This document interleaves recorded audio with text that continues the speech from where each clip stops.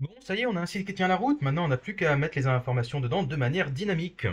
Alors, comment est-ce qu'on va faire ça? Alors, je pense que vous avez dû avoir accès à un petit fichier JSON qu'on avait mis là. Donc voilà, c'est un database.json. Et on va pouvoir maintenant utiliser ces informations-là pour remplir un petit peu quelques informations.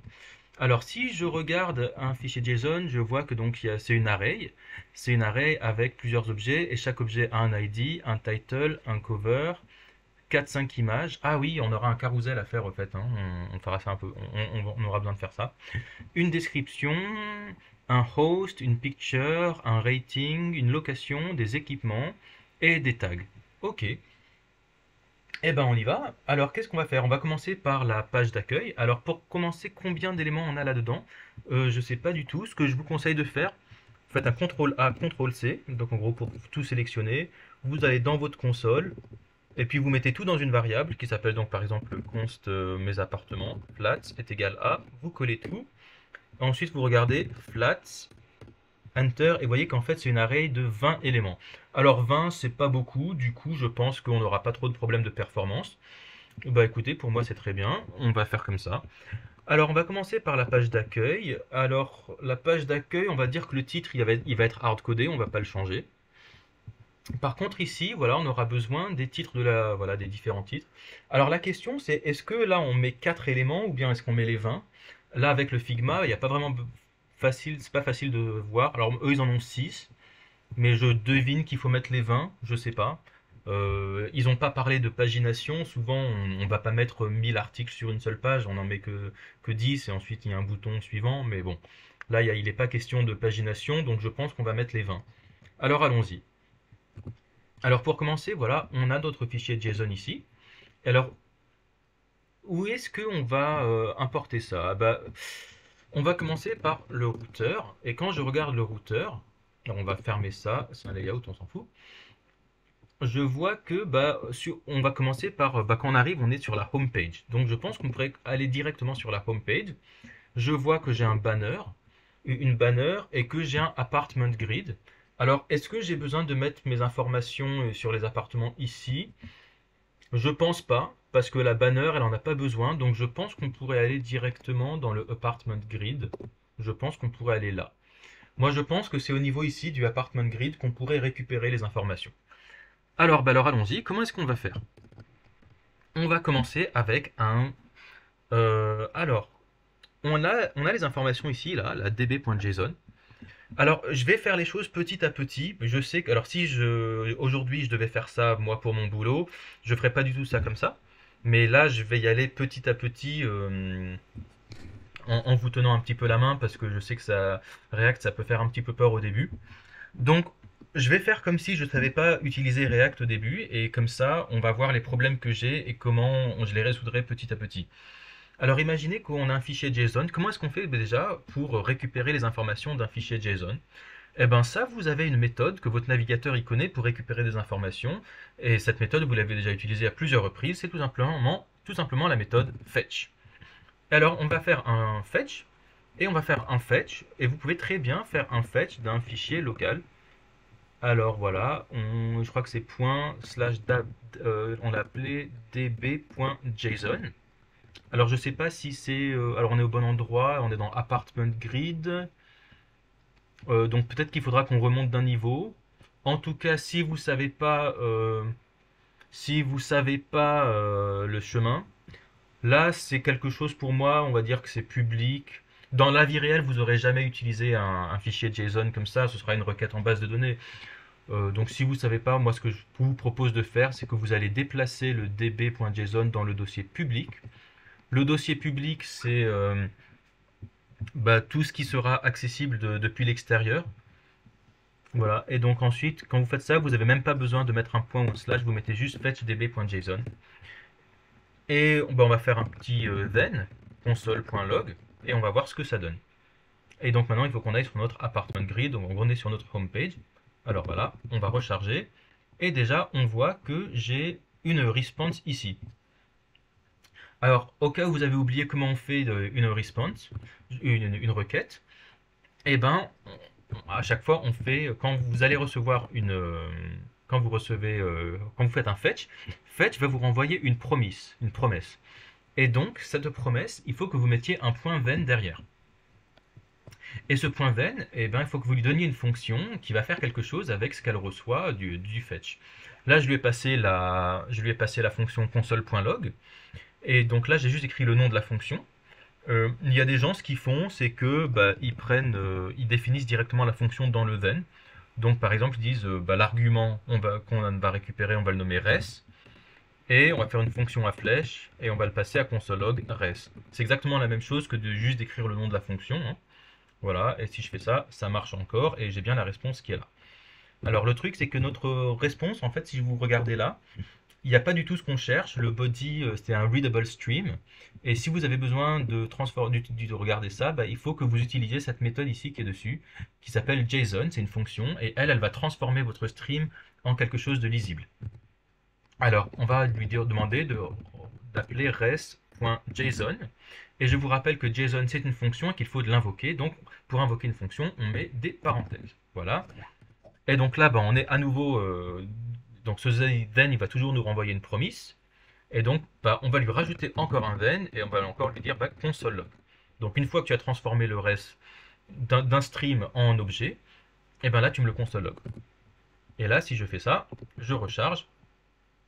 Et là, ça y est, j'ai des informations utiles. Voilà. Donc j'ai pu charger les informations que je voulais depuis mon JSON. Alors attention, je vous rappelle que quand vous faites un then, vous êtes toujours censé faire un catch autour avec, voilà, on va lui dire s'il y a un problème, console erreur. Sachant que ce catch, il va pas du tout, il va uniquement marcher quand vous avez un problème, qu'on va dire, de réseau. S'il y a un problème internet, le catch il va vous dire j'ai pas réussi à connecter au serveur.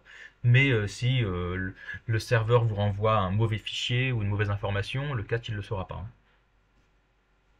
Même si le serveur vous renvoie une réponse 400, c'est pas dans le catch que vous le verrez, hein, ce sera dans le then. Ok, alors ce console log, je vais encore à nouveau l'ouvrir, hein, l'étendre. Je vais dire res va devenir console log, le console log de res. Alors là, je fais exprès d'utiliser le même argument qu'au-dessus pour vous montrer qu'en fait, il n'y a aucune collision. Je vous rappelle que voilà, ça c'est une fonction et que ça c'est une autre fonction. Et si vous vous souvenez de vos cours de JavaScript, vous saurez que si vous avez deux fonctions, tout ce qu'il y a à l'intérieur d'une fonction est invisible depuis l'extérieur. Donc si j'ai une fonction qui s'appelle double, qui prend un numéro, un number, et qui me renvoie le num fois 2, et que si j'ai une fonction qui s'appelle triple, qui prend un num et qui renvoie le num fois 3, le num qui est là et le num qui est dans double et le num qui est dans triple, ils sont invisibles l'un par rapport à l'autre, hein. D'ailleurs, même de l'extérieur ici, si je fais un console log de num, ça n'existe pas. Il me dit je ne peux pas trouver num. Parce que ça, c'est même si, voilà, enfin, tout ce qui est à l'intérieur d'une fonction n'est pas visible depuis l'extérieur. Et en plus, là, c'est moi qui choisis un argument, donc je le nomme comme je veux. Donc vraiment, là, je les appelle les deux res, mais c'est pas le même res, mais voilà, moi j'aime bien avoir, voilà, j'appelle ça res, comme ça, que comme de toute façon, il n'y aura pas de collision, je sais que j'aurai aucun problème. Bon, bref. J'ai donc mon array qui s'affiche ici. Voilà, donc là c'est parfait. Maintenant, je pourrais dire qu'est-ce qu'on va faire de cet array. Eh ben, on pourrait dire, on pourrait dire, bah, hmm, on va avoir besoin de ça, ok. On a notre apartment grid ici.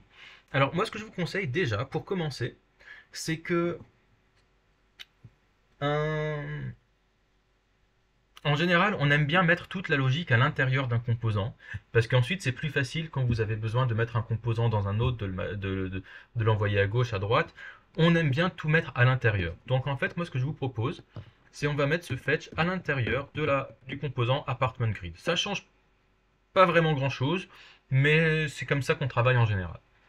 Donc on fait un fetch de db.json, et pour l'instant on fait un then, voilà, de log. Et puis, qu'est-ce qu'on pourrait faire? Déjà, on pourrait lui dire, voilà, j'aimerais bien dire, voilà, nous avons, machin, 4 appartements disponibles.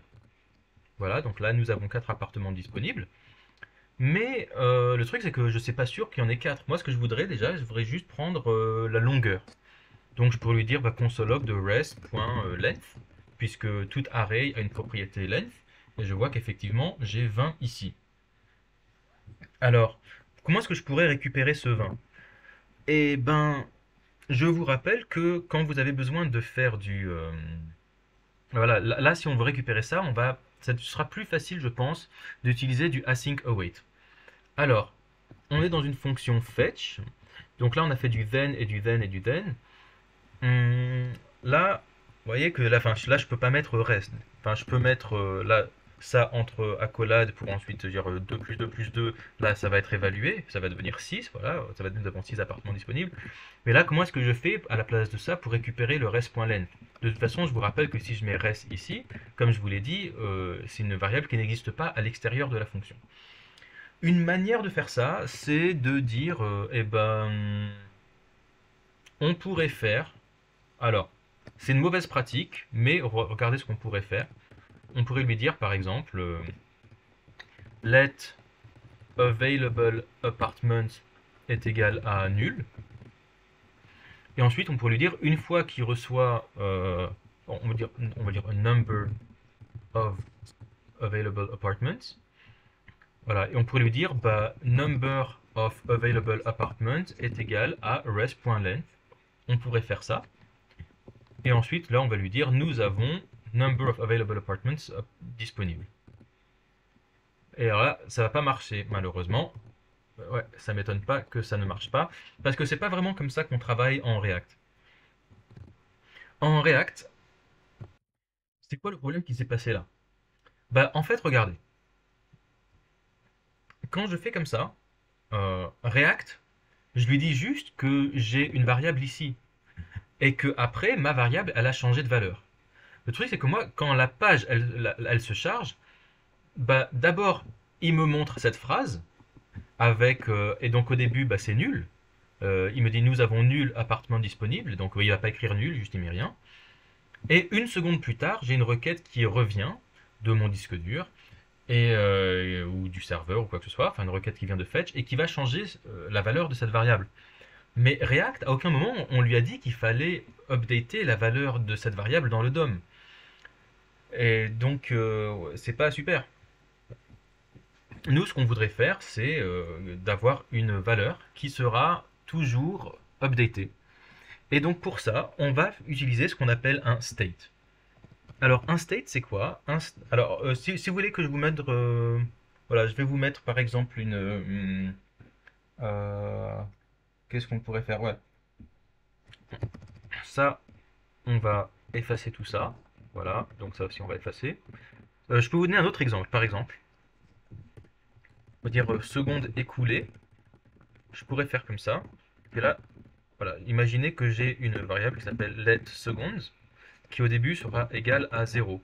Et puis imaginez que je mets un set interval, et puis je lui dis toutes les secondes, et ben seconde, ça va devenir seconde plus 1. Et puis je vais lui dire console.log des secondes. Si je fais ça, aucun problème. Dans la console, il va bien me montrer les secondes qui augmentent. Donc là, vous voyez que là, j'ai bien mes secondes qui augmentent. 1, 2, 3, 4, 5, 6, 7, machin. Par contre, si on regarde là, vous voyez que le DOM n'est pas mis à jour. Il est resté sur la valeur initiale. Donc c'est pour ça qu'en fait, quand on veut travailler avec React, on ne peut pas travailler directement sur des variables. Il faut qu'on travaille avec ce qu'on appelle un state. Alors un state, là, vous êtes obligé d'aller à l'intérieur de la fonction. Et on va utiliser une fonction, un hook qui s'appelle... Alors un hook, c'est une fonction qui commence par le mot use. Et la plus facile, enfin la plus courante, c'est useState. Et il faut qu'on lui passe un initial state. Alors mon initial state ici, par exemple, on va dire que ça va être 0. Et en fait, ce useState, c'est quoi? C'est une fonction qui va nous renvoyer une array. Alors voilà, si je regarde le useState, vous voyez qu'elle va nous renvoyer une array de ce type, avec number, virgule, react, dispatch, machin. Donc en gros, c'est une array qui contient deux éléments. Alors, on va regarder ça. Je vais lui dire const, je vais l'appeler myArray. On va l'appeler. On va faire comme ça. Et puis, on va la loguer. qu'est-ce qui se passe? Qu'est-ce que useState va nous renvoyer? Là, qu'est-ce que vous voyez que ah oui, alors, attendez. Ah, je vais arrêter le set timeout. Enfin, le set intervalle. Voilà. Voici myArray. Vous voyez que c'est une array de longueur 2. Et alors, vous voyez que la première valeur, c'est le 0. C'est la valeur que je lui ai donnée. Donc, autrement dit, c'est sa valeur initiale. Et la deuxième valeur, c'est une fonction. C'est la fonction que vous devrez invoquer à chaque fois que vous voudriez modifier cette valeur.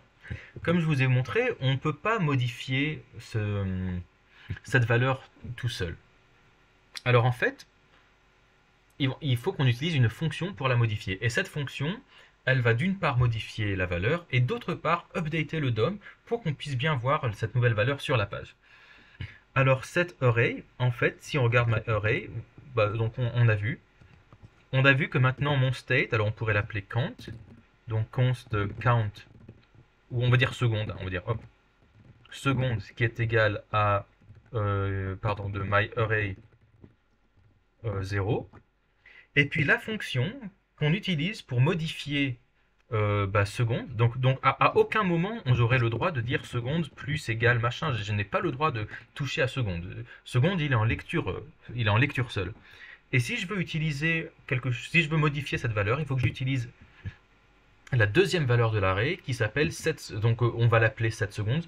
En général, ce qu'on fait, c'est que on met juste 7 devant, comme ça on sait qui modifie quoi. Et maintenant, si à un moment j'ai envie de modifier quoi que ce soit, alors donc déjà regardez mon seconde, déjà je vais l'afficher ici, seconde écoulée, donc là je vais mettre mon seconde ici, donc là pour l'instant j'ai bien un 0, mais si maintenant je mets un set intervalle, là je vais mettre un set intervalle, et puis je vais lui dire donc voilà toutes les millisecondes, on va lui demander de lancer cette fonction là. Et cette fonction, qu'est-ce qu'elle va faire? Eh bien, elle va passer seconde. Alors, je vais pas dire 7 secondes, qui va passer seconde plus 1. Et là, normalement, voilà, j'ai bien le machin qui marche. Alors, pourquoi est-ce que le rythme n'est pas bon? Ça, c'est pour une autre raison que je vous expliquerai un petit peu plus tard. C'est un truc que vous avez en... Ça, c'est le strict mode que vous avez dans le main.jsx. C'est le strict mode. Alors si vous le retirez, c'est un problème qui s'en va, mais c'est un problème qui est justement là pour vous dire que vous avez fait quelque chose de mal. Donc là, vous voyez, si vous retirez le strict mode, ça marche. Mais vous avez fait quelque chose de mal, et donc bon, là, je ne vais pas en parler pour l'instant, c'est pas très important. Mais voilà, en tout cas, dans le cas de cet intervalle, j'ai oublié de retirer l'intervalle de mon browser. Enfin bon, bref, on s'en fout. Donc en fait, ce qui fait... Alors vous voyez que ces trois lignes-là, en général, on les écrit en une seule. On utilise du destructuring. Alors le destructuring, c'est quoi? Le destructuring, imaginez que... Alors je vais aller là-dedans, là, dans mon... Alors, je vais recharger. Imaginez que j'ai une liste d'amis, const friend, et qui s'appelle Apple, Bob, Charlie, Diana. Et puis j'ai envie d'avoir 4 variables pour donc une pour chacun d'entre eux. J'ai envie de dire const first, et donc je peux dire first serait égal à friend 0. Ensuite je pourrais dire const second qui sera égal à friends 1. Const, et ça c'est voilà, ça prend du temps, c'est long. Et en fait, il y a une manière beaucoup plus rapide de faire ça, c'est de dire const. Et en fait, je crée une array directement comme ça. Je lui dis, imaginez que j'ai une array. Et ben en fait, et donc je vais les appeler const first, second, third, fourth. Alors je suis même pas obligé de tous les mettre. Hein. Si je veux, je peux juste mettre first, second est égal à friend. Et en gros, il va mapper. Si je fais ça, il va mapper voilà, la première valeur à Apple, seconde à Bob. Donc là, par exemple, si je l'appelle first, maintenant c'est Apple. Seconde, c'est Bob. Et ça peut même aller plus loin, parce que regardez, imaginez, je vais le refaire. Voilà, donc je vais redire const friends qui est là. Et je peux même dire... alors là, je les ai appelés first, second, mais je pourrais les appeler comme je veux. Hein. Je pourrais les appeler premier, deuxième, et je pourrais même mettre rest est égal à friend, et qu'en fait, quand vous mettez Ça veut dire, en fait, il va tout balancer à l'intérieur. En gros, c'est ce spread operator. Donc là, dans premier, j'ai Apple. Deuxième, j'ai Bob. Et si vous regardez reste, j'ai une array avec tout le reste. Voilà, avec Charlie et Diana. Et il faut juste mettre point, point, point. Et c'est ce qu'on appelle le rest operator. Et donc, en fait, quand vous voyez notre useState comme ça, au lieu de lui dire const myArray, et ensuite seconde est égal à myArray de 0, ensuite 7 secondes est égal à myArray de 1, on peut écrire ça beaucoup plus rapidement, en fait, avec du destructuring. On pourrait lui dire tout simplement const seconds 7 seconds est égal à myArray. Je pourrais faire comme ça. Ça marche. Et en fait, je pourrais même aller encore plus vite, puisqu'en fait, myArray, j'ai même pas besoin de passer par la valeur intermédiaire myArray. En fait, ce qu'on fait la plupart du temps, c'est que tout simplement, on fait comme ça. Voilà, on lui dit const seconds, set seconds est égal à useState 0. Donc là, ça veut dire que là, j'ai un seconds qui est, voilà, qui est seconde découpé qui est là, 0. Et puis ensuite, si j'ai envie de faire un bouton qui va l'incrémenter, j'ai aucun problème. Donc, par exemple, bon, il me l'a fait. Je vais faire un bouton, et puis je vais lui dire onClick est égal à, je vais lui passer une fonction increment count. Voilà. Et donc là, je vais fabriquer ma fonction increment count. Alors, en général, en React, on n'aime pas trop les fonctions qu'on déclare avec le mot fonction. Euh, on utilisera plutôt des fonctions fléchées, mais je pense que là, ça marchera quand même. Et donc, je lui dis, voilà, à chaque fois que j'appuie sur le bouton increment, et ben, sur le onClick, voilà, il va à chaque fois appeler cette fonction. Et cette fonction, elle va faire un set seconds de seconds plus 1. Donc là, on est à 0. Et là, maintenant, vous voyez qu'à chaque fois que je clique dessus, eh bien, là, on a bien le state est bien updaté. Donc le DOM est bien updaté. Alors nous, donc ça, on s'en fout. Le bouton, on s'en fout. Les secondes écoulées, on s'en fout. Par contre, nous, on pourrait utiliser notre... voilà, on pourrait utiliser ça. Je pense que ce que je vais faire, c'est que je vais lui dire au chargement, tu vas me faire un fetch de... Voilà, alors je vais lui dire au chargement, on va le faire un fetch de db.json. Alors hop, on va mettre ça un peu plus haut. Et ça, au lieu de second, eh ben, je vais appeler ça plutôt apartments. Voilà, apartments avec un S. Et je vais lui dire qu'au début, ben, ce sera une array vide. Et puis je vais lui dire, tu vas faire un fetch de db.json. Puis la réponse, en fait, qu'est-ce que tu vas en faire? Tu vas me faire un set apartment de la réponse. Et donc au chargement, donc bah, nous on va pas le voir. Hop, hop, hop, hop, hop, hop. Allez, allez, allez. Ok. Alors oui, ça c'est un autre souci. Le fetch au chargement, il aime pas beaucoup. Alors, malheureusement, eux, ils vous ont demandé de faire un truc un petit peu, voilà, faire un petit truc. Je trouve qu'ils vous demandent un petit peu beaucoup au début. Donc le useState, malheureusement, je suis pas sûr qu'on puisse l'utiliser tout de suite. En fait, moi, vous voyez que moi je le fetch là. Il nous fait le fetch à chaque fois que le composant est monté. Et le fetch, en fait, ouais, normalement, il y a un. Alors, voilà. Moi, je voudrais que ça n'arrive qu'une seule fois au chargement. Et donc, pour ça, je vais devoir utiliser un autre hook. Genre, je vous promets que voilà, vous pourrez tout faire quasiment avec ces deux hooks, useState et useEffect. Et alors, useEffect, lui, il prend deux arguments. C'est une fonction. Et un deuxième argument, pour l'instant, on va dire que c'est une array vide. Et la fonction, on va lui dire que la fonction, ce sera fetch apartment. Et ce sera quoi au fetch apartment? Ben, en fait, on va mettre tout ça là dans un fetch apartment. Voilà. Donc, on va fabriquer notre fonction fetch apartment. Voilà. Donc, qu'est-ce que ça veut dire ça en fait? useEffect avec une array vide. Avec une array vide, ça veut dire Voilà, component did mount. Alors pour ceux d'entre vous qui ont étudié React il y a quelques années, component did mount, c'est une fonction qui se lançait une seule fois au moment du chargement de ce composant. Ça veut dire au chargement du composant. Avec une arrêt vide, ça veut dire exécute cette fonction au chargement du composant. Donc en gros, ce useEffect, je lui passe une fonction et une arrêt vide. Alors vous verrez pourquoi on passe une arrêt vide.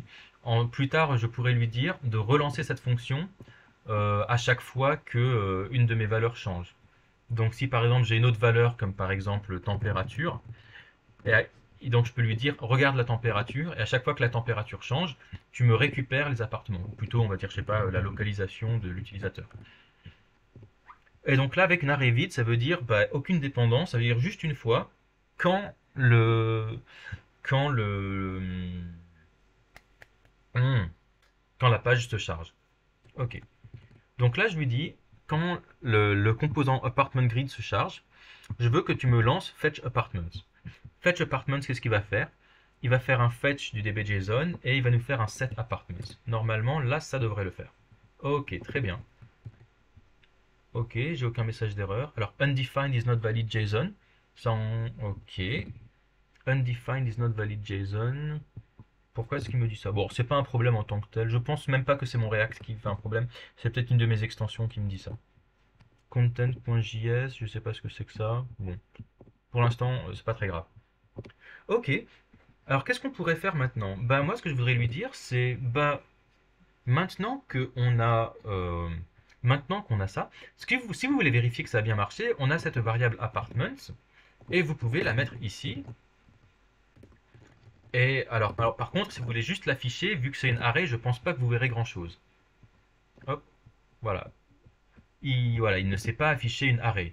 Ce que vous pouvez faire, alors voilà la petite astuce pour tricher un petit peu, vous pouvez faire un JSON.stringify de votre array. En gros, ça va transformer tout votre array en texte. Et là, normalement, voilà, il a réussi à récupérer.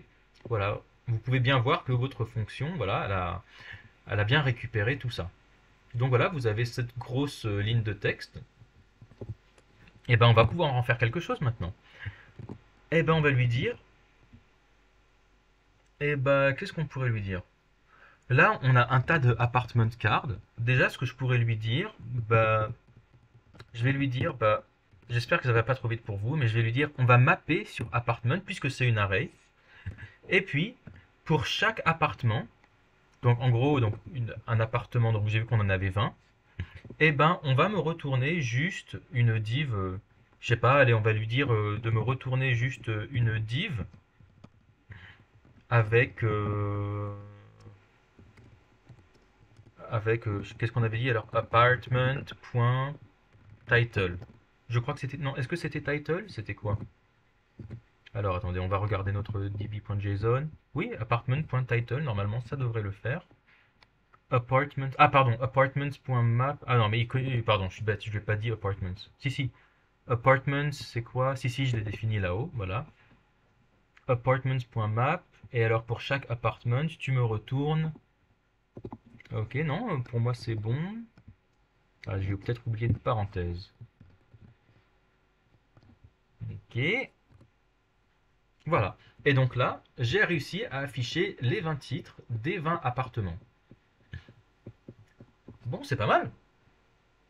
Et alors, qu'est-ce qu'on voudrait faire de ça? Est-ce qu'on aurait... Bah, moi, je pense que si on a juste besoin du titre, moi, je pense que bah, on pourrait, voilà, on pourrait juste passer un titre ici. Alors, excuse-moi, alors je l'ai supprimé, mais attends, excusez-moi, on avait un apartment card ici. Voilà.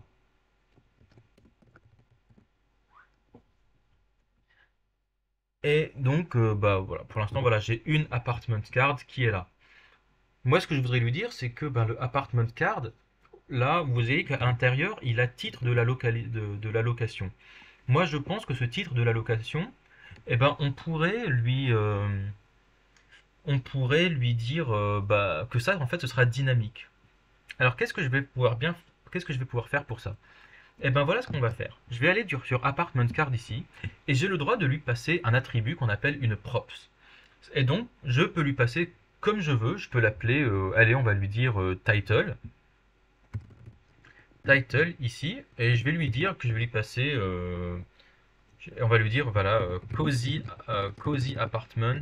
Non, on va lui dire, hop, super appart dans le Marais. Voilà. Donc je dis, voilà, je lui ai passé un titre. Alors là, j'ai un message d'erreur parce qu'il me dit, ouais, mais mon apartment card, il n'est pas au courant qu'il peut recevoir un titre, un title. Donc je vais aller dans mon apartment card, et là, dans ses arguments, je vais lui dire qu'il peut recevoir, quelque chose. Et comme ça s'appelle des props, en général, bon, alors c'est un argument, donc et encore une fois, vous l'appelez comme vous voulez. La convention, c'est de l'appeler props. Et puis je vais loguer les props, et je vais l'appeler props dans apartment card, et on va voir qu'est-ce qu'on a. Si je regarde maintenant dans ma console, et que je recharge, voici les props dans mon apartment card. Vous voyez qu'il a reçu un title avec super appart dans le Marais. Par contre, vous avez vu que j'ai toujours titre de la location là.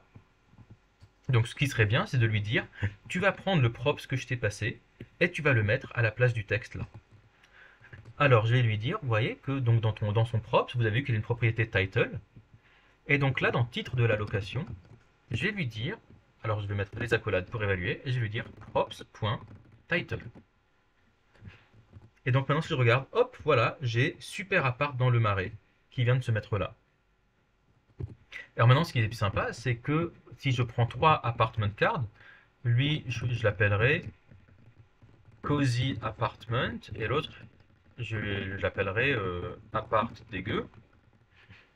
Et donc là, maintenant, j'ai bien mes 3 cartes, et là, avec 3 titres différents. Mais c'est 3 fois le même composant, mais avec un titre différent. Donc là, c'est pas mal du tout, puisque j'ai 3 titres, et là, vous voyez qu'en fait, bah, là, j'en ai 20 là, que je pourrais utiliser. Et ben là, on va pouvoir louper. Au lieu de louper en lui disant de faire un apartment.map avec un apartment.title, on va lui dire, bah, au lieu de mapper, là, comme ça, sur juste une simple div avec un titre, tu vas mapper sur un apartment card.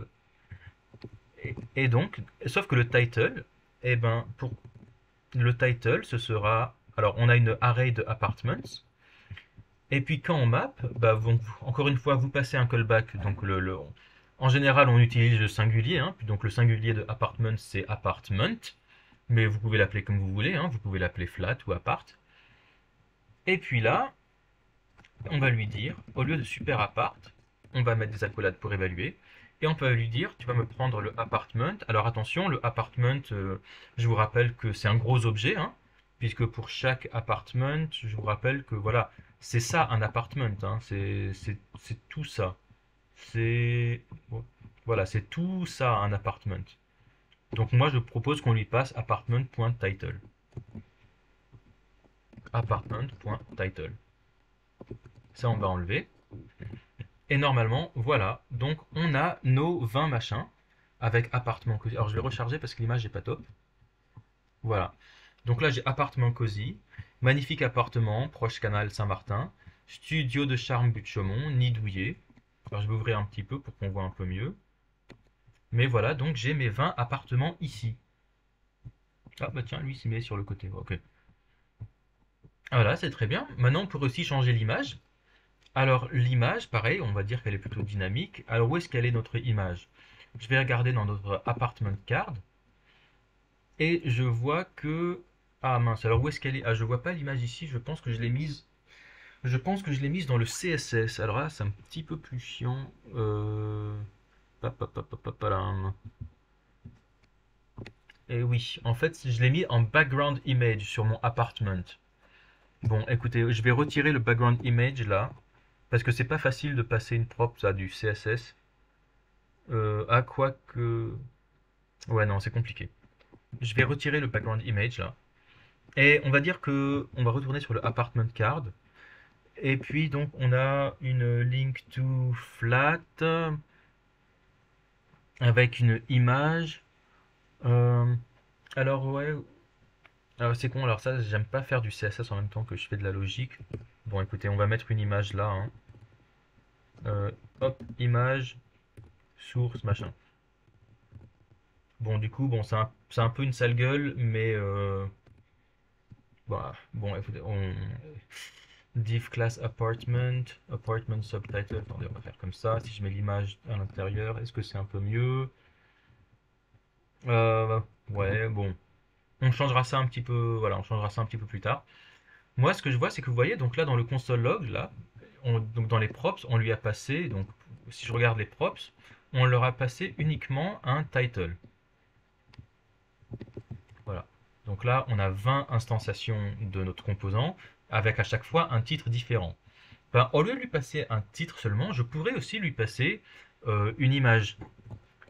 Alors, on va décider que dans notre image ici, alors comment est-ce qu'on pourrait l'appeler?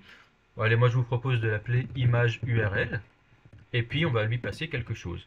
Alors, qu'est-ce qu'on va lui passer? Eh ben, on a un apartment.title. Regardons aussi qu'est-ce qu'il a. Il a un apartment.id, title, cover, pictures, description. Host, c'est quoi ça? Ah non, ça c'est une personne. Ok, non. Alors, ah ouais, non. Bah, on va lui dire cover. Alors, j'ai l'impression que c'est cover. Voilà, bah cover, c'est très bien. Donc, c'est apartment.cover.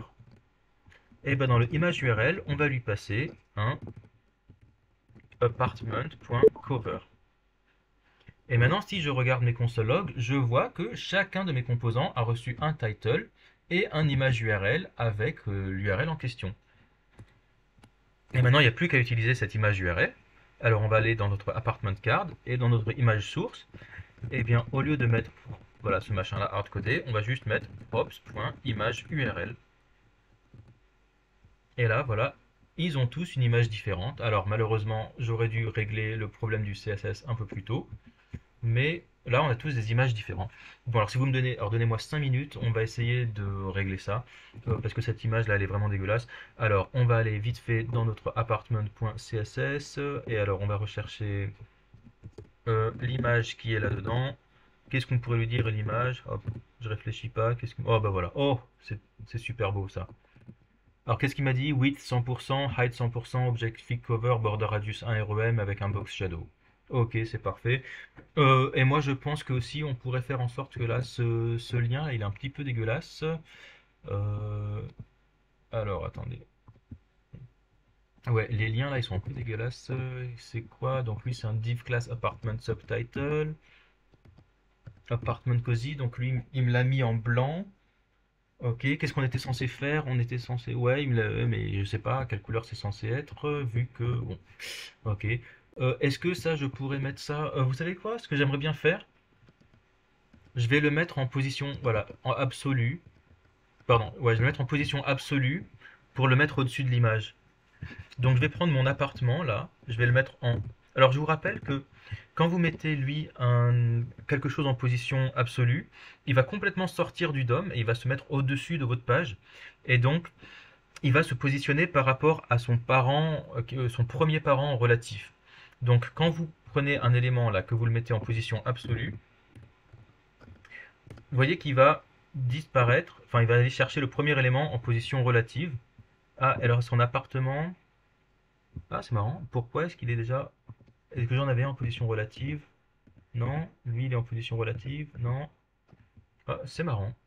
Il doit sans doute y avoir une bonne raison. Bon, en tout cas, voilà. Notre appartement, là, il est en position absolue. Donc, voilà. Donc, il faut mettre que le parent en position relative. Ça, il faut pas oublier. Peut-être que. Non, je sais pas. Ok. Donc, on va le mettre en position relative. Donc, on va retourner sur apartment. On va lui dire position relative. Et on va lui dire que que le subtitle, attends, c'est bizarre. Il y a un truc qui s'appelle subtitle, ouais, donc c'est lui. Et bah, on va le mettre en position absolute. Voilà. Bah écoutez, c'est pas mal, hein, c'est un petit peu mieux. Voilà. C'est pas parfait. Je pense qu'on pourrait rajouter un petit. Voilà, c'est pas encore très lisible. Je sais pas trop comment est-ce qu'on fait pour rendre quelque chose lisible. Peut-être qu'on pourrait rajouter un petit voile d'opacité. Je sais pas. Je vais lui dire. Euh, Ah bah, hop, filter grayscale, c'est génial ça. C'est quoi? Ça existe? Filter grayscale, 100%. Oh yes! Ah, pas mal. Ouais, bah ouais, c'est pas trop mal. Reste pas 10%. Ouais, non, alors attends, on va mettre un autre filter. Brightness. Ah, yes. Ah, génial. Filter brightness, je connaissais pas. Ok, bah écoutez, c'est pas mal du tout. Merci GitHub Copilot. Voilà, et donc on a notre machin là. Bon, on pourrait peut-être régler ce grid là, je trouve qu'il est pas très beau. Pourquoi est-ce que on l'a mis là comme ça? Pourquoi est-ce qu'il est là? Faites-moi voir juste regarder le apartment grid. .scss, normalement on a une grid ici. Alors qu'est-ce qu'il me dit? Background plat, justify content space between. Ah, c'est peut-être à cause de ça, space between, je pense. Je pense qu'avant c'était un display flex. Ah non, attends, c'est un display flex, pardon. Est-ce que je vais retirer le space between? Ah ouais, mais hey. Hmm, bon. Space around peut-être? Ouais. Non, j'aime pas trop. Space between, justify content. Qu'est-ce qu'on a comme choix pour justify content déjà? On va regarder. Ah, on va mettre space around. Ah, space evenly peut-être? Non. Hmm. Bon, on va le changer vite fait. Hop. Alors, c'est quoi? Justify content. Qu'est-ce que je peux mettre à la place? Center, end, flex. Ouais, je pourrais mettre ça. Ouais, je vais mettre un. Ouais, je vais mettre ça. Je vais le mettre flex start. Ouais, donc justify content start ou flex start, hein, c'est la même chose. Et puis je vais leur mettre, et puis je vais lui mettre une margin auto. Est-ce que je peux lui dire ça? Margin auto. Non, c'est à l'enfant, c'est aux enfants qu'il faut mettre une margin auto. Euh, non, alors je sais. Ouais, non, mais je sais pas. Euh, Est-ce que je peux mettre un padding auto peut-être? Est-ce que ça marcherait? Non, ça marche pas. Ok. Bon, bah, non, bah écoutez, c'est pas très grave, hein, on va garder le space between. C'est pas très important pour l'instant. Voilà, on a un truc qui marche et qui tient la route. Ok. Et bon, on a un truc très joli. Maintenant, bah écoutez, on va passer sur la partie d'après, qui est qu'est-ce qui se passe quand on clique sur, voilà, quand on clique sur un élément. Voilà. Alors, bah écoutez, félicitations si vous arrivez jusque là, et puis nous, on continue.